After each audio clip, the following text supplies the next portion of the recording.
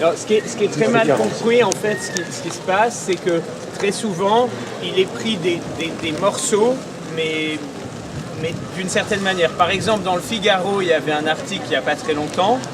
Je ne lis pas le Figaro, mais je regarde. Non, mais il faut avoir il y avait un article il n'y a pas très longtemps qui expliquait que les intermittents, un technicien touche en moyenne 3 000 € par mois au chomage. Et qu'un artiste touche en moyenne 2 500 € par mois au chômage. Évidemment, on rigole tous parce que c'est absolument faux. Parce qu'il ne s'agit pas de ce qu'il touche au chômage, il s'agit d'une moyenne établie entre ce qu'il touche en travaillant plus ce qu'il a au chômage. Tout ça est calculé en brut. Donc en réalité, on voit que sa moyenne est à 2 000 €. Et comme on sait qu'une moyenne, c'est pas une médiane, que ça ne signifie pas, il suffit qu'il y ait 4 intermittents qui gagnent beaucoup et 50 qui gagnent beaucoup moins pour que la moyenne soit boostée. Aujourd'hui, la moyenne en France, c'est que la population gagne en moyenne 2 000 €, mais la médiane, c'est à peu près 100 € de plus que le SMIC. Donc il y a une vraie différence quand même. Donc ça dépend comment on lit les chiffres. Voilà. Et en face, ils disent que la moyenne d'un chômeur en France, c'est 1 600 €. Mais c'est 1 600 € uniquement de chômage. Alors que c'est conjoncturel et ça fait partie de nos métiers de cumuler chômage et revenus complémentaires par les ACDIC pour ces problématiques de particularisme de notre système. On est les seuls en Europe à avoir ce système, mais on est aussi les seuls en Europe à avoir le CDD d'usage. C'est-à-dire que, ça on oublie de le dire, on est les seuls en Europe à avoir un système qui va avec les seuls en Europe à avoir un contrat où l'employeur a le droit de vous employer 1 heure, 1 jour, 50 fois le même employeur s'il le souhaite, quand il a du boulot, quand il n'en a pas. Imaginez qu'on fasse la même chose chez Renault, on construit des bagnoles, on fait un CDD d'usage, on n'en vend plus, on arrête, on en construit une autre, on en refait un, on arrête, on en refait un. On est les seuls quand même à avoir ce particularisme.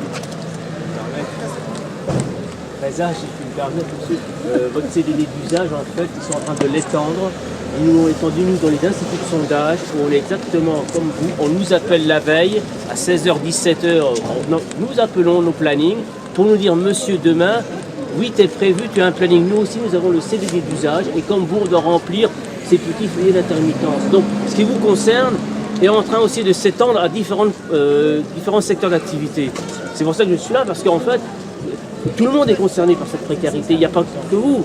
Bien sûr, mais c'est ce qu'on dit. Alors, non, mais parce que on entend à la radio, et moi j'essaie de faire venir des amis qui sont dans la précarité, ils ne veulent pas venir parce que ils disent « Ah, ça y est, c'est encore eux ».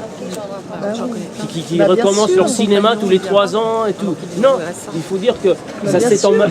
Et j'ai lu, ça serait bien qu'elle vienne, peut-être qu'on pourra la contacter, mais j'ai lu hier sur un blog une maître qui travaille dans la restauration, pareil.